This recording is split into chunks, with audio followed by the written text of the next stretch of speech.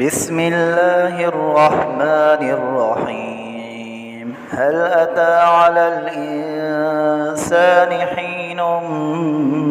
من الدهر لم يكن شيئا مذكورا إنا خلقنا الإنسان من نطفة أمشاج نبتليه فجعلناه سميعا بصيرا إنا هديناه السبيل إما شاكرا وإما كفورا إنا أعتدنا للكافرين سلاسل وأغلالا وسعيرا إن الأبرار يشربون من كأس كان مزاجها كافورا عينا يشرب بها عباد الله يفجرونها تفجيرا يوفون بالنذر ويخافون يوما كان شره مستطيرا ويطعمون الطعام على حبه مسكينا ويتيما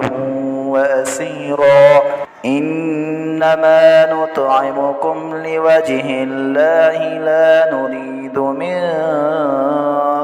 جزاء ولا شكورا إنا نخاف من ربنا يوما عبوسا قمطريرا فوقاهم الله شر ذلك اليوم ولقاهم نضرة وسرورا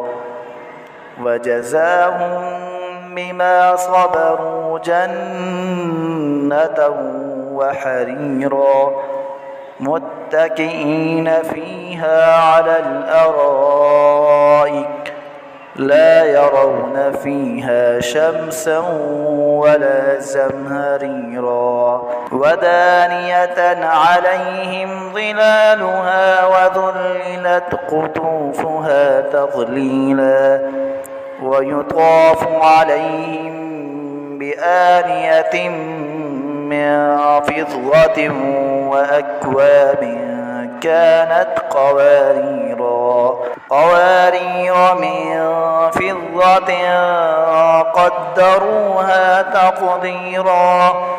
ويسقون فيها كأسا كان مزاجها زنجبيلا عينا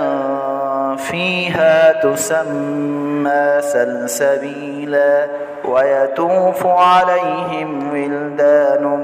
مخلدون إذا رأيتهم حسبتهم لؤلؤا منثورا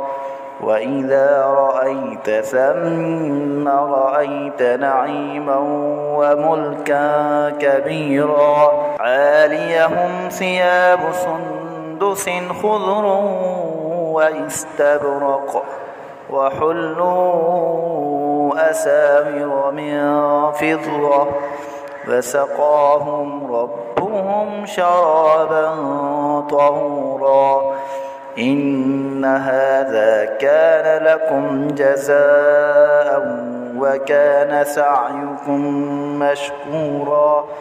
إنا نحن نزلنا عليك القرآن تنزيلا فاصبر لحكم ربك ولا تطع منهم آثما أو كفورا واذكر اسم ربك بكرة وأصيلا ومن الليل فاسجد له وسبحه ليلا طويلا إن هؤلاء يحبون العاجلة ويذرون وراءهم يوما ثقيلا